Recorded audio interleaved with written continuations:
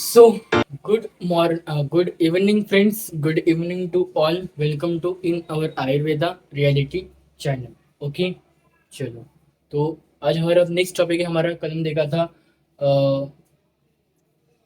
कल ने क्या देखा था इसमें द्रव्य विज्ञान अध्याय में हमने कल देखा था कारण द्रव्य और आयुर्वेद के अनुसार द्रव्य के भेद। आज हम देखेंगे पंचमहाभूत निरूपण पूरा। ठीक है, सबसे पहले देखेंगे पंचमहाभूत की व्युत्पत्ति, फिर व्याख्या, फिर सृष्टि उत्पत्ति और अलग अलग आचार्य अलग अलग दर्शनों के अनुसार। फिर हम देखेंगे पंचमहाभूत गुण प्रवेश, फिर पंचमहाभूत सत्वादी गुण, फिर हम देखेंगे पंचमहाभूत नैसर्गिक गुण। ठीक है, फिर ये सारे होने के बाद हमारा पंचमहाभूत निरूपण कंप्लीट हो जाएगा। ठीक है, अब पंचमहाभूत निरूपण, ठीक है, मतलब पांच महाभूत। ठीक है, पांच महाभूतों का समूह को हमने क्या कहा है, पंचमहाभूत का है। ठीक है, अब पंचमहाभूत की व्युत्पत्ति कैसे हुई है, बना कैसे है पंचमहाभूत शब्द। भूत शब्द में भू इस धातु में क्त प्रत्यय लगाकर पंचमहाभूत बना है। ठीक है, व्याख्या क्या बोलती है, बहि इंद्रिय ग्रह विशेष गुणवत्व भूतत्व, मतलब हर एक महाभूत अपने अपने गुण को अपने अंदर ले रहा है। हर एक महाभूत उनके जो स्पेशल गुण है, उनके जो विशेष गुण है, वो विशेष गुण को ग्रहण करके उनमें एक चलनात्मक कर्म लेके आ रहा है। उसी को क्या कहा गया है, पंच महाभूत कहा गया है। ओके, व्याख्या ये बोलती है। ओके, मतलब अपने इंद्रियों से संबंध रखते हैं वो गुण। पंच महाभूत के जितने भी उनके विशेष गुण है वो डायरेक्टली अपने इंद्रियों के साथ संबंध रखते हैं। ओके, तो उन्हें कोई क्या कहा गया है, पंचमहाभूत कहा गया है।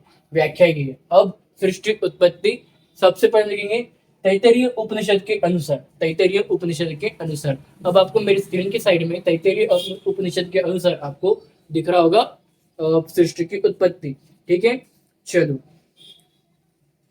तैत्तिरीय उपनिषद के अनुसार आपको एक चार्ट दिख रहा है। वो चार्ट अगर आप बना लेते हो, फिर वो चार्ट पे एक्सप्लेन कर लेते हो, तो आपको आराम से मार्क्स मिल जाएंगे, कोई टेंशन नहीं। ओके, आपको चार्ट दिख रहा है। सबसे पहले ब्रह्मा, आकाश, वायु, अग्नि, जल, पृथ्वी, औषधि, अन्न, फिर पुरुष। इस तरह पंच सृष्टि की उत्पत्ति हुई है तैत्तिरीय उपनिषद के अनुसार। ठीक है, बस आपको ये चार्ट को ही एक्सप्लेन करने का है, चलो बस, बाकी कुछ नहीं। दूसरा है न्याय और वैशेषिक दर्शन के अनुसार। आपको फोटो दिख रही होंगी कि वैशेषिक दर्शन के अनुसार सभी वस्तुएं चार महाभूत के परमाणु से बनी। कौन कौन से चार महाभूत है, पृथ्वी, जल, अग्नि और वायु। आकाश को यहाँ इसलिए बताया क्योंकि वो नित्य और विभु है। क्योंकि आकाश कैसा है, आकाश नित्य और विभु है, इसका तो बताया नहीं है। मतलब अमूर्त वो आता है, किसमें आता है, अमूर्त द्रव्य में आता है आकाश। ठीक है, मतलब अपरमाणु में आता है, जिसमें परमाणु का भास ही नहीं है। ठीक है, फिर परमाणु के संयोग और विभाग से वस्तुओं की उत्पत्ति और विनाश होता है। फिर परमाणुवाद के अनुसार गुण पूर्वक ही कार्य गुण होते हैं, इसलिए जैसे गुण परमाणु में होंगे वैसे ही गुण उसी बनी वस्तु में होंगे। न्याय दर्शन वैशेषिक दर्शन के मध्य से पृथ्वी आदि द्रव्य की उत्पत्ति परमाणु से ही, जिसका क्रम प्रशस्त भाष्य अनुसार निम्न है। ठीक है, मतलब कुछ नहीं, अगर देखो, अगर एक गुण के संयोग से एक परमाणु बनता है, तो दो गुण के संयोग से दो ही परमाणु बनेंगे, तीन गुणों के संयोग से त्रि परमाणु बनेंगे। ओके, और चतुर्विशत गुणों से चतुर्विशत परमाणु बनेंगे। ठीक है, ऐसा बताया गया है। ओके, इसमें इसलिए ज्यादा कोई इसमें भी लॉजिक नहीं है। ओके, इस अनुसार लॉजिक में सृष्टि उत्पत्ति का, क्योंकि आप एक हाइपोथेटिकल मानकर पढ़ लो और समझ लो। ठीक है, सांख्य योग दर्शन के अनुसार डायरेक्ट आपको मेरी साइड में एक डायग्राम दिख रहा होगा सृष्टि उत्पत्ति का। प्रकृति प्लस पुरुष, फिर बाद में महत, बाद में अहंकार, फिर बाद में अहंकार में भी सात्विक अहंकार, राजसिक अहंकार, तामस अहंकार जम रही। फिर सात्विक और राजसिक अहंकार से पंच ज्ञानेंद्रिय और पंच कर्मेंद्रिय प्लस मन बना। और फिर तामस अहंकार से शब्द, स्पर्श, रूप, रस, गंध तन्मात्र है फॉर्म हुए। शब्द किसका है, आकाश का, वायु, रूप, तेज, जल, पृथ्वी। ठीक है, ये डायग्राम अगर आप निकाल लेते हो सांख्य दर्शन या योग दर्शन के अनुसार में, तो आपको आराम से फुल के full out of full marks मिल जाएंगे। बट इसको बनाने के बाद आपको एक्सप्लेन करना होगा कि कैसे कैसे सृष्टि की उत्पत्ति सीरियल वाइज हुई है। ओके, अब देखेंगे नेक्स्ट चरक संहिता के अनुसार। आपको एक छोटा सा टेबल दिख रहा होगा, अव्यक्त बुद्धि, अहंकार, सूक्ष्म पंचमहाभूत, सर्वांग शरीर। इस तरह से सृष्टि की उत्पत्ति हुई है। मतलब सबसे पहले अव्यक्त था, सबसे पहले जो सृष्टि थी अव्यक्त थी, बाद में उसमें बुद्धि आई, बाद में अहंकार का जन्म हुआ, बाद में छोटे छोटे पंचमहाभूत फॉर्म हुए, फिर बाद में एक सर्वांग एक शरीर फॉर्म हुआ सृष्टि की उत्पत्ति के वक्त। तो बाद में एक प्रॉपर सर्वांग शरीर फॉर्म होने के बाद पुरुष का जन्म हुआ, फिर सृष्टि उत्पत्ति हुई। ठीक है, ऐसा कौन बोलता है? चरक संहिता बोलता है। ठीक है, फिर सुश्रुत संहिता के अनुसार क्या है?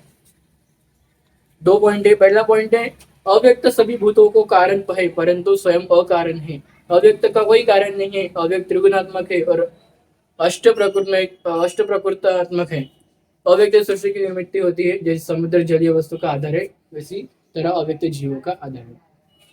देखो यहाँ पे ऐसा बताया कि जो अव्यक्त जो छुपा हुआ है वो जीव का आधार है, और जो छुपा हुआ नहीं है वो अजीव का आधार है। ठीक है, जैसे समुद्र में कोई जलीय वस्तु डाल देते हैं तो वो जलीय वस्तु बुझ जाती है। अगर हमने किसी जले हुए इंसान को उस समुद्र में डाल देते तो समुद्र में वो जो इंसान है वो जलेगा नहीं बल्कि बच जाएगा, क्योंकि समुद्र पानी से वो उसकी जो आग है उसके शरीर में वो बुझ जाएंगी। ठीक है, सो ये बोलते हैं कौन? सुश्रुत संहिता के अनुसार बोलते हैं। तो जो अव्यक्त चीज है वही जीव का आधार है। ओके, तो उस के प्रमाण अव्यक्त के प्रमाण के अनुसार सृष्टि की उत्पत्ति हुई है। देखो आचार्य सृष्टि संहिता के अनुसार माना गया है सृष्टि उत्पत्ति का। ठीक है, सो ये हमारे सारे सृष्टि उत्पत्ति। और हमें और एक टेबल भी देख रहे हैं। हाँ, और यहाँ पर सृष्टि संहिता के अनुसार ही एक टेबल देकर सेम टेबल आपको सांख्य दर्शन योग दर्शन मिलेगा। ओके, तो वही टेबल आपको जो सांख्य योग दर्शन का जो टेबल मैंने आपको बताया सृष्टि उत्पत्ति का, वही टेबल आपको यहाँ पे भी बनाना है। ओके, लेकिन सबसे पहले आपको ये अव्यक्त वाली थ्योरी आपको लिखने का है, फिर बाद में कोई टेबल बनाने का है और आपको मार्क्स मिल जाएंगे। इसमें आपको टेबल एक्सप्लेन करने की जरूरत नहीं है। ओके, सृष्टि संहिता के अनुसार में। ओके, तो ये 5 सृष्टि उत्पत्ति के कारण है। और कारण बताइए, 5 आचार्यों ने, 5 दर्शनों, 5 आचार्य एवं दर्शनों ने सृष्टि उत्पत्ति के कारण बताइए कैसे कैसे उनके हिसाब से सृष्टि की उत्पत्ति हुई थी। ठीक है, तो आपको बस 5 एटलीस्ट ये 5 जैसे कि वैसे आपको लिखने आने चाहिए। ठीक है, ओके, चलो अब हम देखेंगे पंचमहाभूत गुण प्रवेश। ठीक है, पंचमहाभूत गुण प्रवेश। ओके, चलो आप पंचमहाभूत गुण प्रवेश।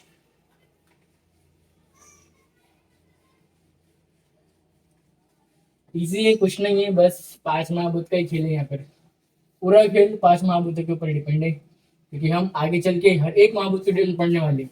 आकाश को डिटेल में पढ़ेंगे हम, वायु को डिटेल में पढ़ने वाले हैं। ओके, अग्नि को डिटेल में पढ़ने वाले हैं। ओके, पृथ्वी को डिटेल में पढ़ने वाले हैं, जल को डिटेल में पढ़ने वाले हैं। एक एक महाभूत को डिटेल में पढ़ने वाले हैं आगे चल के। ओके,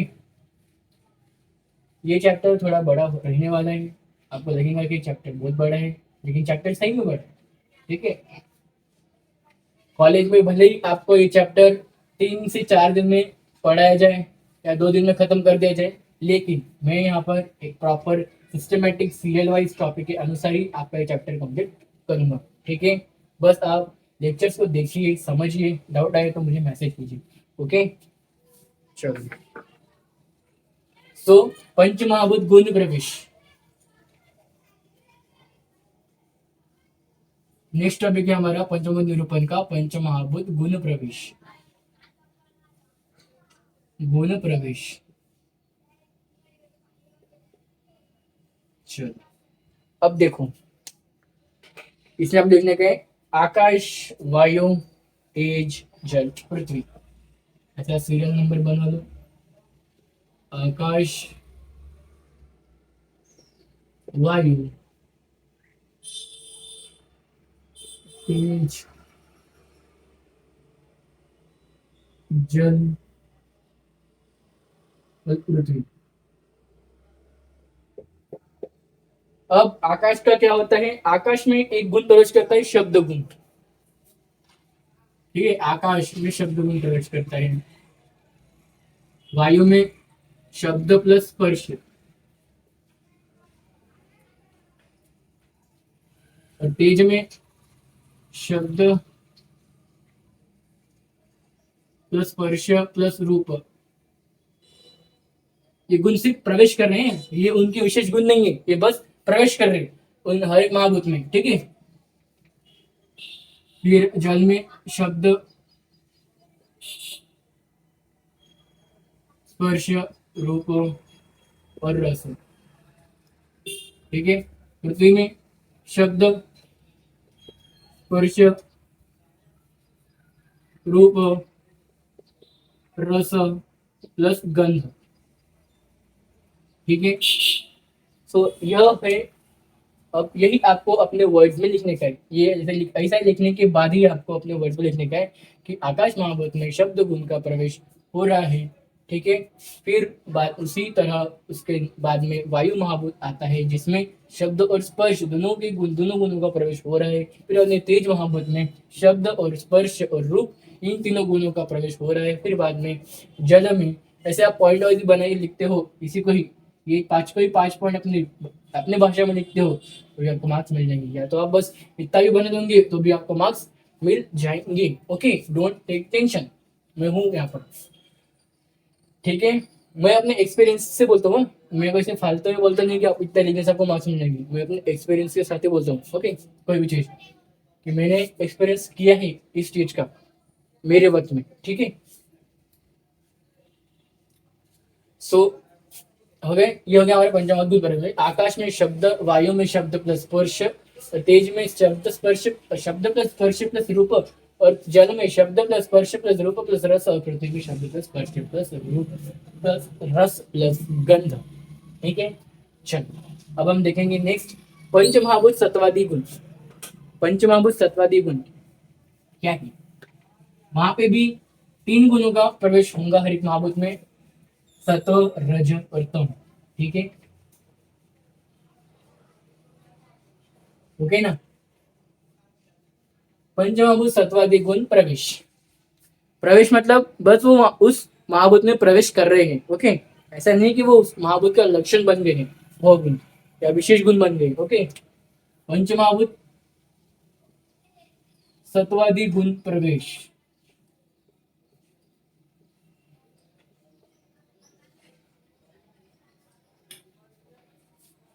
सेम इसमें आकाश, वायु, ओके, आकाश, वायु, तेज, आकाश, वायु, तेज, जल, पृथ्वी। अब आकाश में सत्व गुण आएगा, इसमें इसमें रजोगुण आएगा वायु में, इसमें सत्व प्लस रज, इसमें सत्व प्लस तम, और इसमें तम। ठीक है। आकाश में सत्व गुण प्रवेश करता है, वायु में रजगुण प्रवेश करता है, तेज में सत्व प्लस रजगुण प्रवेश करता है, जल महाभूत में सत्व प्लस तमगुण प्रवेश करता है, और पृथ्वी महाभूत में तमगुण प्रवेश करता है। ओके, चलिए ये हो गया मेरे सत्वादी गुण प्रवेश। इसको ही सत्व गुण कहते हैं, सत्व रज तम को ही सत्वादी गुण कहते हैं। ठीक है। नेक्स्ट हम देखेंगे पंचमहाभूत नैसर्गिक गुण, लास्ट टॉपिक ऑफ पंचमहाभूत निरूपण। पंचमहाभूत नैसर्गिक गुण, नैसर्गिक गुण मतलब भी उसके विशेष गुण। ठीक है। नैसर्गिक गुण का श्लोक भी, श्लोक नहीं भी किया तो चलेगा, क्योंकि उस पर ज्यादा कुछ काम का श्लोक नहीं है। ओके, पंचमहाभूत नैसर्गिक गुण और ब्रैकेट में लिख लीजिए विशेष गुण। अब यहाँ पे पता चल जाएगा कि हर एक महाभूत का विशेष गुण कौन सा है। यहाँ पे आपको पता चल जाएगा कि हर एक महाभूत का विशेष गुण कौन सा है।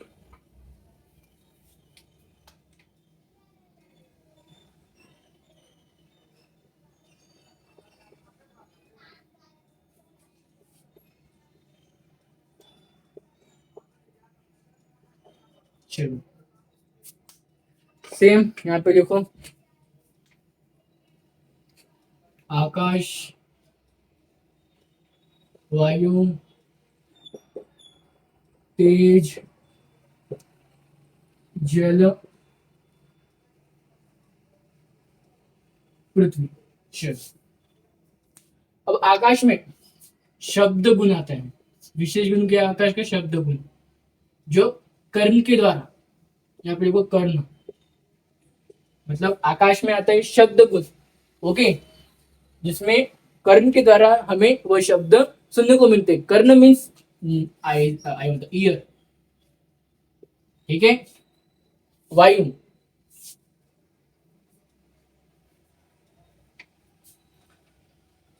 वायु का स्पर्श गुण आएगा, ठीक है।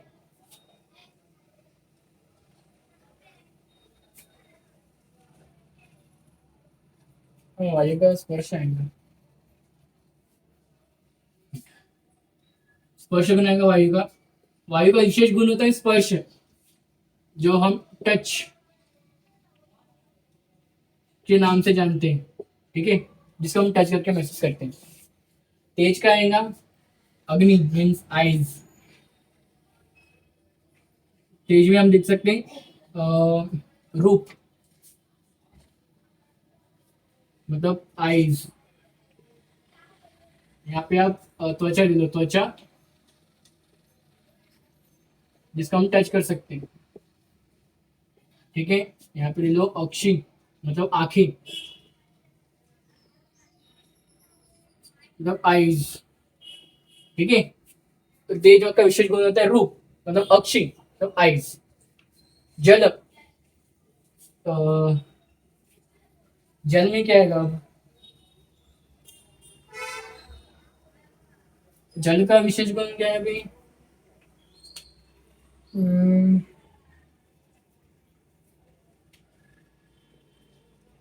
शब्द स्पर्श रूप रसगंध, हाँ जल का रस, ओके, रस, रस, ठीक है।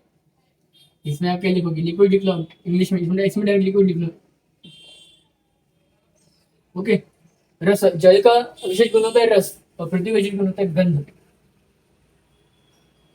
मीन्स क्या बोलते हैं आपको, स्मेलिंग,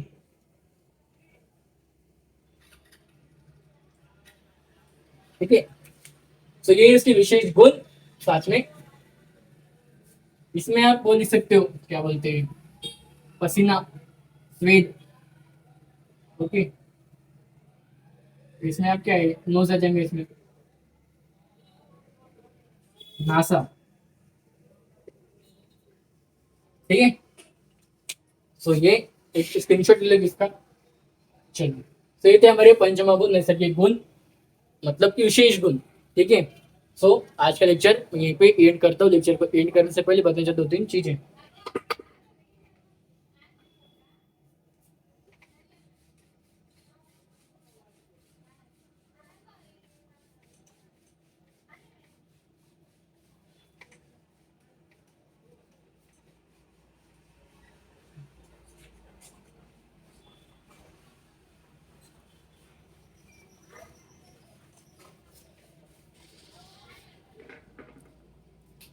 सबसे पहले हमारे सुनो यूट्यूब चैनल आयुर्वेदा रियलिटी करके, ओके। दूसरा हमारा शुरू है इंस्टा का ऑफिशियल पेज, वो भी आयुर्वेदा रियलिटी करके। तीसरा हमारा शुरू है व्हाट्सएप का ग्रुप, वो हमारा नाम चेंज किया मैंने, BMS first year notes and lectures. फिर चौथा हमारा शुरू है टेलीग्राम का चैनल,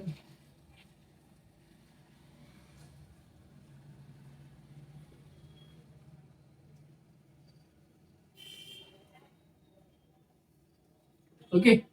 सो यूट्यूब चैनल को क्या करने का, लाइक करने का, सब्सक्राइब करने के लिए, फ्रेंड्स को शेयर करने का, उनको बताने के चैनल के बारे में। इंस्टा में लेक्चर्स के अपडेट्स आते हैं और व्हाट्सएप और टेलीग्राम में daily video link of lecture साथ में नोट्स आपको आते हैं डेली, ओके। और व्हाट्सएप में अगर डाउट को भी डिस्कस करते हो तभी के तभी, ठीक है। So thank you.